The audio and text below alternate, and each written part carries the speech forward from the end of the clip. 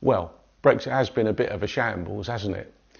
If you think back to the referendum, people were characterised as either old thick racists taken in by the writing on the bus, or as snowflake metropolitan elites mainly worried about their roaming charges. I don't know about you, but I don't fit either of those stereotypes, and neither do any of my friends. If you look at the run up to the vote, it seemed to me that both sides were just shouting their own viewpoint. Nobody was really interested in what the other party believed or tried to persuade them of what they believed. As a consequence, we ended up with a result that, although it was statistically significant, it was hardly a landslide. And then the fun started.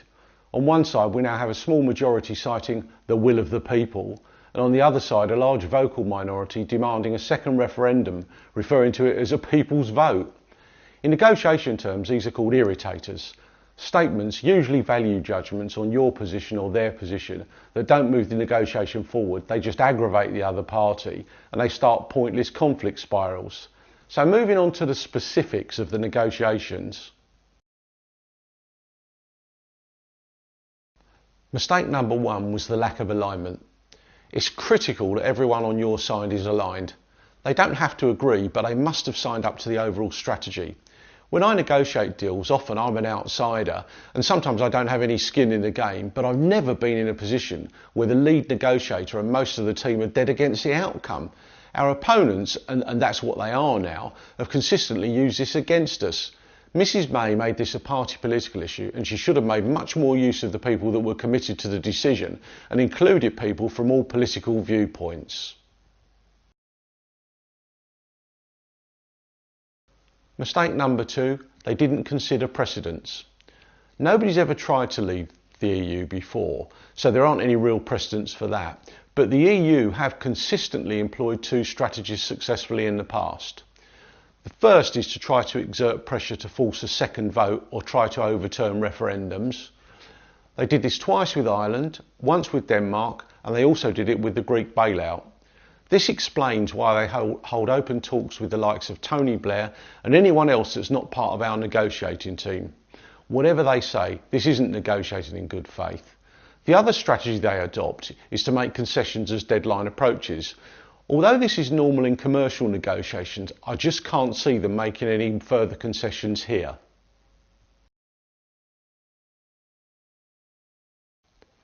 Mistake number three, managing the information flow. Theresa May really needs to get a decent PR team. Although some of the media is well disposed towards Mrs May's efforts, most aren't. This means that most coverage is about the damage Brexit has done and will continue to do. Some of this is undoubtedly true. It's not, however, the universal Armageddon that we were promised. The big issue for businesses is the uncertainty, and dragging this out really doesn't help. Not only that, any announcements from the EU are seen as tablets from the mountain, and anything positive in the UK is largely ignored. This poor media management brings me on to mistake number four. Mistake number four, altering the balance of power. Your power in negotiations is driven by the quality of your alternatives, or more accurately, what the other party perceives them to be. I don't think anyone would argue that a trade deal, i.e. a deal negotiated in good faith, would be the best outcome for all the individual countries. But this isn't necessarily the case for the EU. If the UK exits cleanly, or worse, does well, it would lead other countries to consider leaving too. Our message should always have been, we would prefer a trade deal, but we would be prepared to leave without one. Mistake number five is allowing issues to be unlinked. The one thing that we've got that they need is money. We should never have allowed them to separate this from the rest of the deal. If they've got their key issue resolved early on, why would they make any concessions? Mrs May made concession after concession with nothing in return, in the vain hope that the EU would reciprocate.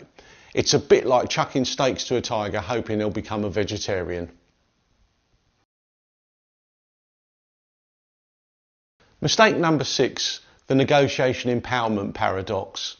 On the face of it, it looks that if you've got the power to make decisions in negotiations and the other party hasn't, that you've got the power. But in fact, the opposite is actually true. All along, Mrs May has almost had the say-so on whether she makes concessions or not, but none of the EU have. So whatever pressure she put Messrs Barnier, etc. under, They could still only say no because they would refer any decisions back to the individual members, whereas she came back to the UK with a deal almost packaged up for Parliament just to tick up, which, as we know, they didn't do that. So what should we do then? Sadly, I really think we have no choice but to leave on the 29th of March without a deal and move on from there. We voted to leave.